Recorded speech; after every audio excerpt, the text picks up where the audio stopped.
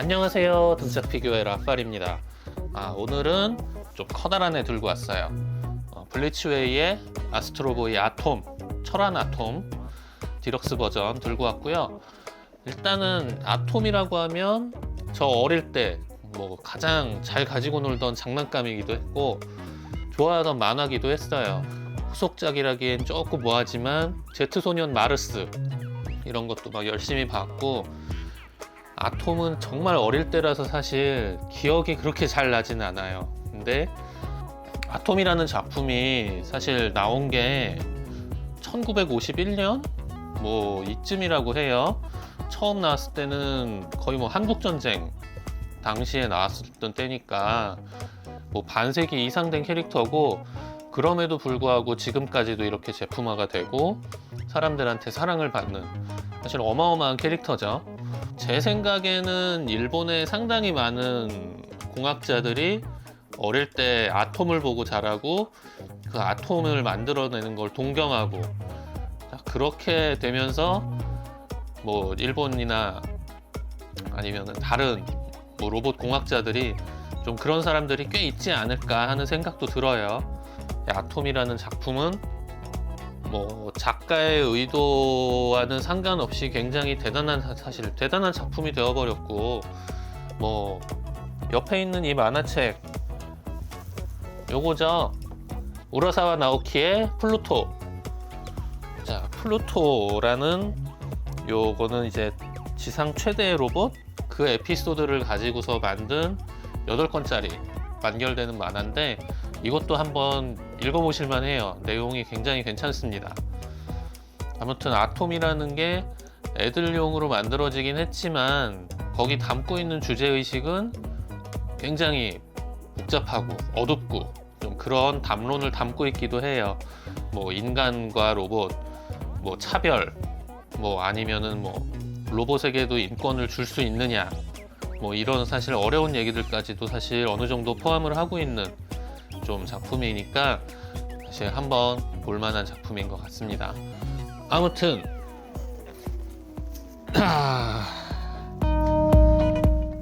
이거를 오늘 한번 리뷰를 해볼 거예요. 자, 그러면 한번 열어서 한번 보겠습니다.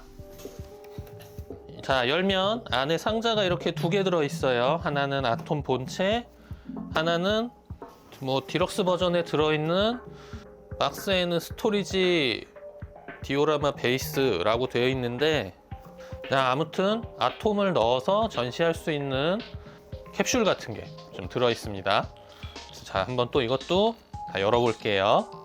자, 일단 아톰 박스 열면은 이렇게 아톰 본체, 그리고 뭐 이렇게 얼굴이나 몸통, 손 요런 데 다 교체할 수 있는 파츠가 있고, 지금은 아톰 외피가 다 있는 상태지만 절반은 걷어내고 안쪽에 기계 장치가 보이게 그렇게 해놓을 수도 있거든요.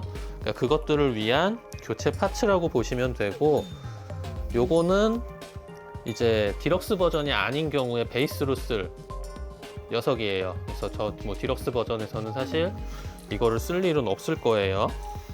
자, 일단 아톰이고 이렇게 눈을 감고 서 있는 자세로 되어 있고, 이거 다 보면은 금속이에요. 딱 만졌을 때 차갑고 굉장히 무겁습니다. 이런 것도 있죠.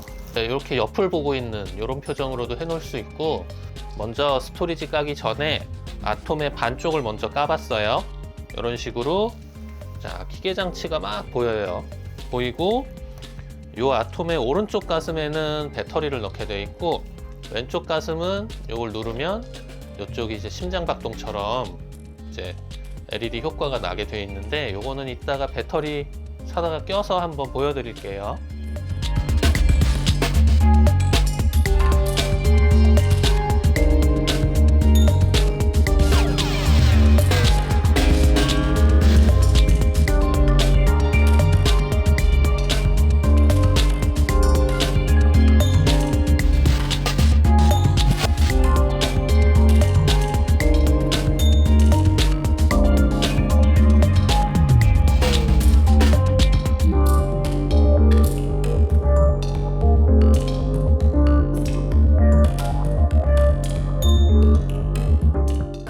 자, 스토리지 디오라마 베이스.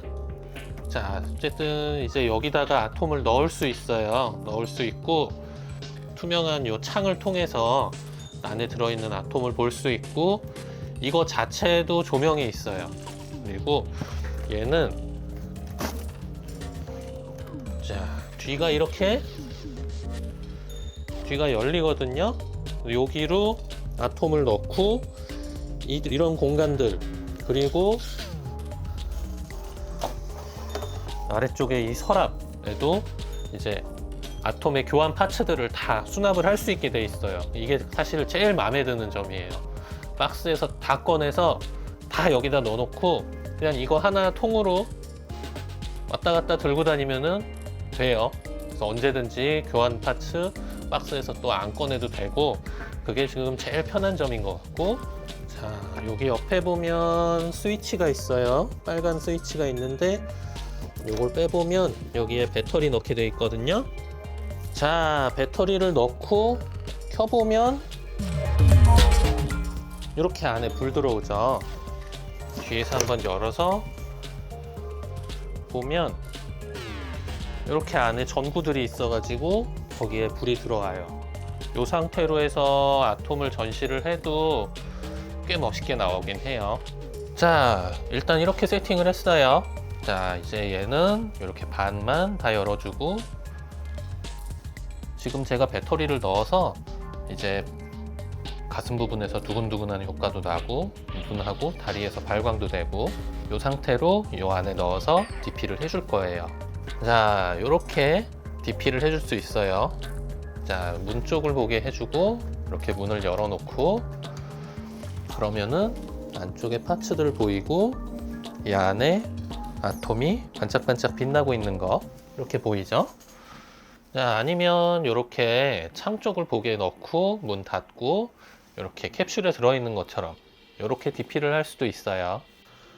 자, 무슨 얘기를 하면 좋을까 생각을 해봐도 제가 어릴 때 아톰을 본 기억은 거의 남아있질 않아요. 어릴 때 아톰처럼 생긴 미니카 같은 장난감, 그거 가지고 놀았던 기억은 있는데 아톰의 내용은 기억나는 게 잘 없고, 뭐 얘기할 게, 제가 최근에 본 아톰 시리즈라고 하면 우라사와 나오키의 플루토죠. 플루토의 원작은 또 내용이 어떤지 기억은 안 나지만, 플루토라고 하는 만화가 결국 모티브는 딱 봐도 이라크 전쟁에서 따온 것 같아요. 미국이 이라크를 침공해서 WMD, 대량 살상 무기가 있는 놈들이라서 털어야 된다라고 해서 다국적군이 들어와서 털었던, 좀 그거 모티브로, 좀 극중에서는 트라키아 합중국이라고, 이건 딱 봐도 미국인, 그 나라가 무슨 마더 컴퓨터 있어요. 마더 컴퓨터가 시키는 대로 대통령이 이제 막 일을 하는 좀 그런 이상한 나라인데, 아이고 너무 얘기를 많이 했나? 아무튼 트라키아 합중국이 페르시아를 털죠. 페르시아가 이제 딱 보면 이라크예요. 거기 이제 왕이었나 대통령이었나, 아무튼 그 전후에 이제 수감이 된 사람이 있는데 딱 봐도 후세인이야. 근데 어쨌든 이제 그 트라키아가 페르시아를 침공해서 그때 피해를 본 인물이 있어요. 중요 인물들이 있는데, 그 인물이 이제 복수를 위해서 이제 침공했던 다국적군의 그 세계 최고 로봇들을 하나씩 하나씩 가서 일기토로 작사를 내는 뭐 그런 스토리라인이에요. 근데 만화 자체가 결국에는 이 인간과 완전히 똑같은 AI는 인간인가, 인권이 있는가, 이런 화두도 던지고, 그리고 인간을 인간답게 하는 건 무엇인가, 뭐 이런 내용까지도 다루고 있고, 스토리 라인 자체가 애들 만화가 아니다. 이거는 성인들이 봐도 굉장히 스토리가 잘 짜진, 그리고 생각할 것이 많은 그런 만화다라고 할 수 있습니다. 그래서 한번 보시기를 추천드려요. 8권밖에 안 되고, 뭐 내용 자체가 질질 끄는 거 없이 이제 잘 진행이 되고, 그리고 우리가 어릴 때 봤던 그 로봇들이 어떻게 디자인이 돼서 어떤 캐릭터를 가지고서 등장을 하는가, 이런 걸 보는 것도 사실 이제 꿀잼 포인트라고 할 수 있습니다. 만화 얘기는 이 정도로 하고요.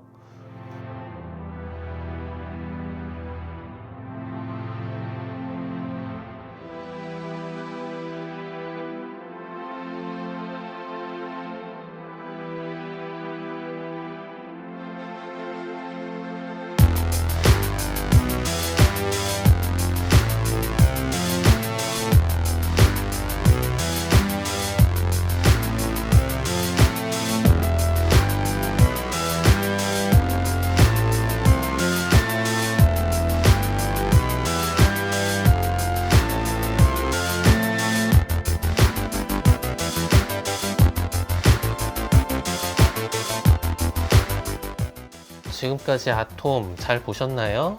일단 아톰이 사실 뭐 그렇게 디테일이 엄청난 녀석은 아니잖아요.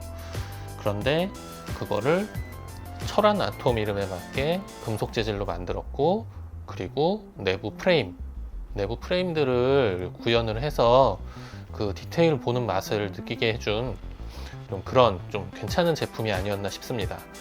단점이라면 아무래도 금속 부품을 쓰다 보니까 결합 부위 파팅 라인은 많이 보이거든요.